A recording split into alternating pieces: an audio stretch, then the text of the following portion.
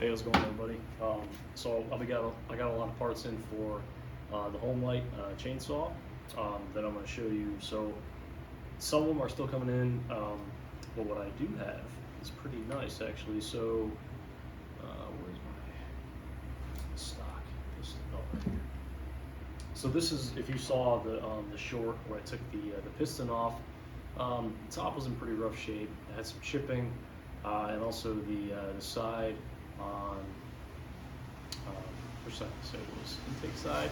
One of the sides was scored, and also the one of the piston, I forget if it was the top or bottom piston ring, was seized due to how much carbon built up was on the top. I scraped most of it off, so it's not really reflective of it now. So when I was trying to take the piston ring off, it cracked almost immediately and just snapped clean in half. So I figured I'm going to go ahead and get a new piston, and I tried to find as best I could a factory piston, but I was not finding it. I found one that was used. It seemed like it was in okay shape. It didn't come with the rings, so I'm like, well, all right. So I found this this place that makes them. So I got a new piston that should fit on there pretty nice. Little Red Barn is, I guess, the supply. So we're gonna go with this. Again, it's brand new, so hopefully it runs nice. It has all the parts I need in it. So that came in. If you saw the last video too, you will see that I broke well, first of all, oh my goodness, this thing, I'm not kidding, guys, I'm not even gonna pick this up. This flywheel, I mean, you talk about sharp, guys. I can't grab it like this. I mean, you will slice my finger. I always slice my finger open. This flywheel is the sharpest thing. I'm talking about every little blade is like a knife blade. I mean, I made the mistake when I opened the saw initially to grab like that. I mean, that's all it took. I mean, so this thing is nuts. So what I had to do was, when I was taking this off, I broke one of the fins, or whatever you call it. So I had to get a new flywheel, and I'm kind of glad about it, because this thing is just horrible to work with. I mean, I could dull out all the things, but there's a bunch of chips on each of them. I think what happened was something at some point got in here and rattled around the case, which you saw that in the other video I did, all the damage inside the case too. Not the crankcase, but the recoil, or not the recoil. What am I saying, guys? The cover, the brake cover, whatever you call that, whatever the technical term is. There was huge gashes taken out of the metal. So something at some point got in there and just sharpened that thing right up. So I got a new one. It's not the same brand. It's this one's Felon. The other one was the Wyco one. What I didn't know, unfortunately, was that I did not know the hardware didn't swap right over. I remember reading that somewhere it didn't, but honestly, I thought that meant the studs didn't swap over, and not the actual recoil hardware. So I'm gonna have to get, and of course, it only came with one. So I got to get another one. So I got to look around for that. Hopefully it'll come in like a week or something. But yeah, I wish I knew that going into it. So now in the future, if you swap brands, you need to make sure it comes with all the hardware, the mounts, and whatever these things are called. I don't know what they're actually called. But actually, this one's nice. I can not destroy my hand handling it. So. I was surprised. It was a little tougher to find. There wasn't a lot available, which is a little bit, obviously it's an old saw, but I'm kind of surprised at the lack of parts overall that I'm finding for these. Most parts that I'm finding specifically related to the Mini SL are for the super easy automatic, which most parts are. I think it's the same platform essentially. So most parts I'm directly finding were for that saw, and I'm putting it on this. So that's kind of what we're having to do. I've gotten some other parts. I had to get, as mentioned, I had to get another reed valve that came in. I got some new fuel lines. What else I get, guys? I got an air filter, which I got the wrong one. Because I forgot to, whatever I was looking up at the time suggested me this. This is not the right one. I was being dumb. I wasn't paying attention. So we're gonna have to get either cut this to make it fit, which is entirely possible because you can see we could probably just cut that and make it fit, no problem. Might do that. I really don't want to buy another one. This was for I think the Super XL, not the Super Mini SL. So that's what we got. What else we got? We got some carb, just tune-up stuff. The thing I'm waiting on now is I'm waiting on the gas tank gasket, gas and oil tank gasket. So that needs to come in before I can attach that back to the case, and then I can put the flywheel on. So it's probably going to be another week until I can get to that work, and that's kind of putting everything on delay for the saw. But once that's in, I can continue, and then the gasket for the carburetor comes in as well. I think that comes in a week. So once those come in, we should be good to move forward, assuming I can get the hardware for the flywheel. That's my bad. I totally just neglected to look that up, but there it is. So if you saw the last shorts too, we put basically the bottom end back together, which I tried to do my best to get a short on the needle bearings, which those things you talk about difficult, man. Those things, I was sitting in here like holding this above my head, fitting this with my needle nose, like slipping it in, and I used that wire that you saw, slipped it in there, hold it back in. I mean, it took me, I don't know, 45 minutes probably to get these things in. It tested my patience, so I gotta be honest. So it's in now, and it seems to be running good. It's a little stiff, so I might have to hammer it. It looks like there's a little bit less of a gap. It looks like there's a tiny bit less of a gap on the left side, so I gotta hammer it this way to hopefully loosen it up. It flows pretty nice. I slipped the flywheel on just a little bit just to spin it. I put a little oil on just so it wouldn't seize up on there. Everything's spinning good though. The seals feel fine. The crank seals, everything feels fine. To my knowledge, I think the automatic oiler works. I spun the screw and I could see it, the oil coming out and coming back in. So I think it works fine. We're gonna have to check that. But again, my concern was when I got the saw, all the fluids have been mostly drained except the oil. But the oil, when I opened it up, was basically covering the saw. So I think that there may be a leak, but I also think that might have just been a bad seal around the oil cap, which let me actually show you that.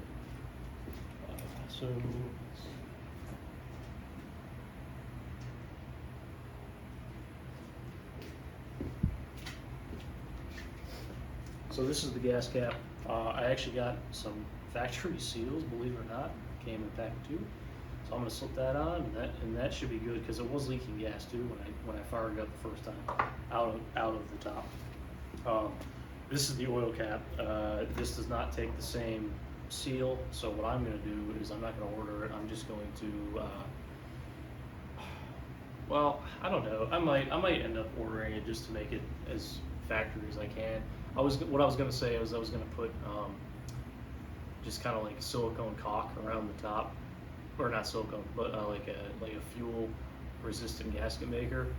Put that on the top just to kind of make a little like O-ring, if you want to call it that, or gasket to seal it. I don't know if, I'm sure you can buy these, but you know, when I had bought this for the gas tank, I thought it came with the one for the oil, but it did not. It came with 2 of these, so that was my mistake too.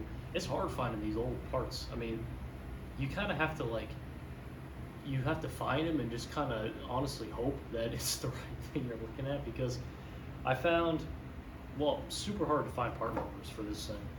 I found a parts diagram actually for this exact saw that I've been following along with. The problem is that a lot of the parts aren't directly available that were specifically for the saw. So the Super EZ has another part, so you kind of have to like match that up, and then hopefully you get the right thing. And then there was different years. I mean, it's a little challenging. It just takes some patience and kind of some studying. Obviously, I've already made some mistakes in some of the purchases, but I'm trying to stick as best as I can with like factory stuff. This was actually a really lucky find on my part. Like, I don't know, I saw some used ones, but this one said used. But honestly, like, I mean, it looks pretty. I mean, it looks like it's been sitting in the parts box. I don't know. I mean, I don't know how used it was, but it can't be that used. I mean, there's some little chips out there, so it looks way better than what I had though, for sure. Yeah, but so that's kind of the difficulty. So I'm trying to source all at least the best I can original parts. I'm not doing original fuel lines or oil lines just because if one of those goes, I don't want to have to order it an OEM one and get it in. I'm just gonna swap it with the same diameter and run-of-the-mill fuel line that you can get anywhere, just for ease of maintainability in the future, and that way I don't have to get hung up trying to find parts. So that's the plan. I think that I'll be okay in terms of leaks. My biggest concern is the oil, the manual oil pump leaking. It's got a weird size. The tube that came on it is 1/8, but honestly, I'm not convinced that it's the factory tube, because when I was looking up, it looks like all of those lines were metal, and this one I have looks like it is just kind of like an old, like bent like piece of like super thin tubing that doesn't look like it came on the saw originally, which may support why it was leaking. So I don't know. So that said 1/8. So that's what I'm going off of. So I think I have 1/8 line on it right now to the oiler, and it seems to be working. I just don't know if I just don't know if the seals, like the when you put that in the bolt and seal it, I don't know if that's sealing it. Yeah, I mean, I'll know very quickly when I press it, and if the carburetor chamber or housing fills up with oil in the bottom. If it does, then I'll just have to revisit it. I'm operating it also under the assumption that my automatic oiler also was working and seemed to work fine. Honestly, guys, I'm super excited about building the saw. Like, all the parts. I mean, this part alone just kind of, I think, gives it a really distinct and unique look. Looks pretty nice. So we're going to be continuing that. So I told you, once I get this built up, once I get all the parts, and I'm going to continue posting the shorts so you can follow along. I think I've documented most major stuff that I've done on the saw, so you can look at pretty much any part, any major part, and you'll see video on it for the saw in particular, which I think is neat. Once I get it running though, I said I'm gonna, I gotta spend some time using it, tuning it to get it how I think is right, and then I'm gonna get the timing numbers on it, guys, and then we're gonna see how we want it, what direction we want to make this thing. Do we want to make it have crazy amount of torque but dial the speed back, or do we want to just go full out max speed but kind of lose some of our torque curve? I don't know. I'm hesitant to do my first full out chainsaw build, like a super like hot rod chainsaw build. I might start with a little more conservative, and then in the future when I get more saws I can go full out once I kind of get my parts bin together, because that's the hardest part. I don't have any backlog of parts that I can just kind of reach into. It's not like woodworking tools or anything like that where I can just like make the part or piece of wood I need. I gotta go out and buy it, or I have to get a used saw, take the parts off that. So once I start building that up over the years, hopefully I can get a nice kind of just supply of basic parts like carbs, lines, cylinders, pistons, everything like that just have come off old saws. So that's my plan. So I've been out looking around for stuff. I'm trying to find. I'm not trying to buy all the saws online. It's fun to go out and try to find them. So that's what I've been trying to do. Kind of unsuccessfully, to be honest. But we'll see. It's fun though, guys. I really enjoy it. But it's really technical too. I like how technical it is, like finding the numbers and kind of studying, hey, what happens if I increase my intake opening by a degree? How will that impact the saw? I don't know. It's a lot of trial and error, kind of guessing mostly on my end just because I'm new. Also building that tachometer for the Arduino stuff that I'm gonna at some point. You know, I say that I start all these projects, like my own like Arduino projects and stuff, and then I get so sidetracked into like stuff like this. So we'll see where that goes. I'd like to continue it. I put it in my weed whacker right now. That it works. I mean, it got me my RPM.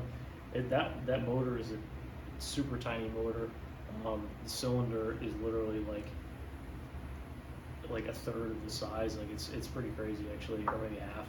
It's like, I think it was less than 20 cc's, tiny motor. The RPM when I got it maxed out was like close to, I think 5,500, 6,000 RPM, which is pretty wild. Like I think idling speeds on chainsaws is like 25, 3,000 on some, at least for like this. So yeah, I don't know. It was pretty neat though, for sure, to actually know for certain what the RPM was after I did everything. So I thought that was kind of neat. So I have a ton of content on the weed whacker build. I mean, I pretty much put up everything I have. I don't have any numbers because I don't have the timing wheel at the time, so I don't have any timing numbers. If you want those, I can get those for sure. Super fun to use them. That thing was an absolute blast to work on. That engine to work on was so easy. I mean, it was unbelievable. I could take it apart and back together in like 30 minutes. Crazy easy engine to work with, almost like foolproof. I mean, I would get another, if I was going to get another, I would get another one of those just to have for parts, just to build or whatever I can. Unbelievably easy to work on, super fun. So I'd love to get another one of those, make more content on it. So this might be, who knows guys, this might turn into like,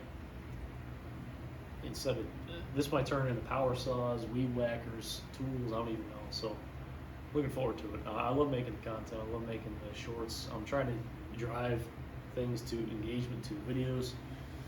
Yeah, it takes a lot of time. Just kind of pressed for time. So anyway, I've been rambling enough.